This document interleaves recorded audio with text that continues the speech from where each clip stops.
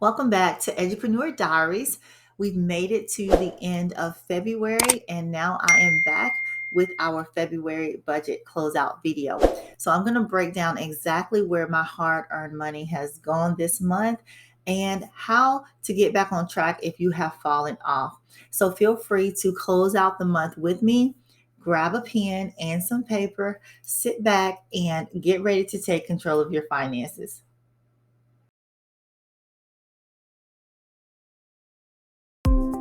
Hey guys, welcome back to my channel. My name is Kimberly, and on this channel we talk about ways to unlock your financial freedom by incorporating planning, productivity, and personal finance into your daily routine so that you can level up your life by getting out of debt and taking control of your 24 hours. So if you want to learn more, hit the subscribe button and keep watching. All right, it's that time again, the end of the month, where we take a look at all of our expenses for the month and see how we can grow, see what we need to change. So that's what we're going to do right now. We're going to track our expenses. So let's go ahead and jump right in. So here's what I use for my monthly budget. I use the budget calendar, and this is one that I've created. I'm going to link it down below. And I also use my expense tracker to write down everything that hits my credit card. I'll link that down below as well. And I also use the monthly budget printable as well. This is one I created recently after over a year of using the Budget Moms printables. And I love her, by the way. That's how I got started. But now I'm using my own sheet that kind of fits me better. And that's going to be linked down below. So I'm going to go through these and just break down my expenses for the month of February. Okay, so here's my calendar, and here's how I use my calendar. I start by entering the dates for the month, so you can see those entered here. And I like to show you guys my real actual calendar so that you know this is real. So I enter my dates. Now for number 2, most people enter all their bills on the due date that they're due so that they make sure that they pay them. I do something a little bit different, and you can do whatever works for you, you all. Please do whatever works for you. Everybody's situation is totally different. But for number 3 here, I enter my credit card due dates on my calendar because I want to make sure that I'm paying off the balance before that time. So that is what I put on my calendar instead of putting when the bills are due, because I can see when my bills are due on my budget sheet that you guys are going to see in a minute. So I don't need that to be repeated here on the calendar. What I need to see on my calendar for me is going to be the dates that my credit card bills are due. So that's what I do, and that's what you can see here if you kind of look and read there. Okay, so you can see that. Also, any type of subscriptions that I typically get a free trial for, I need to remind myself to cancel it because there's been so many times that I've forgotten and I get charged. So make sure you put those subscription cancellations on your calendar or put them in your phone as a reminder, whatever you need to do. And then I also put my pay dates on my calendar. Now this can be pay dates for my personal regular full-time job. It can be for my part-time job. It can be for my business. But I like to know when income is coming in so that I can check it and verify and make sure everything's okay. So that's another thing I put on here. And then at the bottom, I have a monthly goals checklist and also a to-do list. Okay, now again, I may not make it through my goals. I may not even make it through my to-do list, but I have it there as a reminder when I'm looking at my calendar every single morning. And hopefully I make it to it, but you guys know lately I've been unpacking because I told you I did close on a home in January. So it's been crazy. So I haven't really been able to meet some of my goals and to-do lists, but I do plan on getting back on track. Next, we have the expense tracker. So here are all the things that I had to pay for the month of February. Now keep in mind, there are things on here this month that are totally different because I moved. So I had expenses that I would normally have, but I'm going to So for my expense tracker, remember all of my bills are set up on auto pay, and it's going to go directly to my credit card. And if you don't know my story, remember I was in debt, $30,000 credit card debt, and I got out of that credit card debt, and now I'm using my credit cards responsibly. So I'm getting reward points and things like that. but all of my bills go directly to my credit card on auto pay. Yes, and that's just what I like. Again, you guys do what's best for you. This is just what's working for me. And it just keeps down a lot of problems too. If something goes wrong with a purchase, I can take care of it and it's not affecting my other funds, my other money, by using a debit card. And that's what I like the most. Okay. And then for number 2, so how I fill this out is I put the account, and I do use Borrow. It's an online bank. I love it. I'll link that below as well. And I put the month, and I put my starting balance. Okay. My starting balance. And then, of course, I enter all of my transactions after that. I also make sure that I use the credit card apps as for notifications. So every time something hits, that's when I go ahead and write it on. And I like that I get those notifications because I can always go back to my phone at the end of the day and look at those notifications because it comes in as text messages, and I can write those down. So that's how I keep up with that. I don't necessarily look at the statements at the end of the month. Now, some people look at the statements. I find it just to be easier to look at those notifications on my phone, and I already know the auto pay dates, so I already know what to expect as far as those notifications for my bills. Then I'm going to update each row and each column, of course, as I subtract all of these transactions. Then I update the balance column here. Anything that I have left over at the end of the month is going to roll over. And I do believe I had 2 sheets this month, you all, for February. Right now you're only seeing 1, but there were 2 sheets that I have because I just had so much more to do. So moving into my new home, I switched over to ADT. So I had an extra ADT bill from the equipment. You can see that right there, $277. What else is on here that is different? I had several Amazon purchases because I was buying things for the home. And if you watched my February budget with me, you know that basically I just left my rent payment in my budget, and I used that for anything extra that I needed for the house.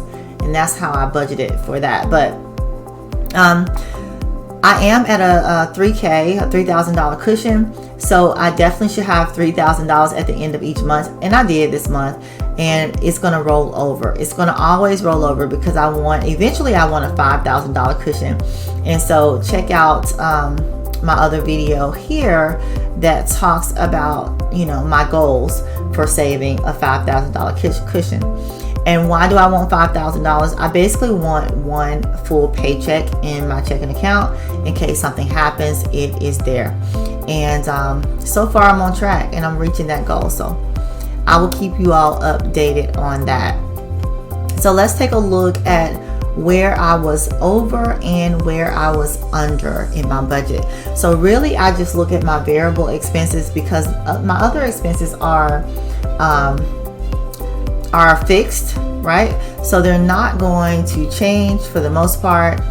So I really just pay attention to the ones at the bottom. So I was over budget on my gas number 1 and my gas number 2. So I budgeted $50, but I was over on both of those. And I did a lot of driving this month with moving and stuff. So that was understandable.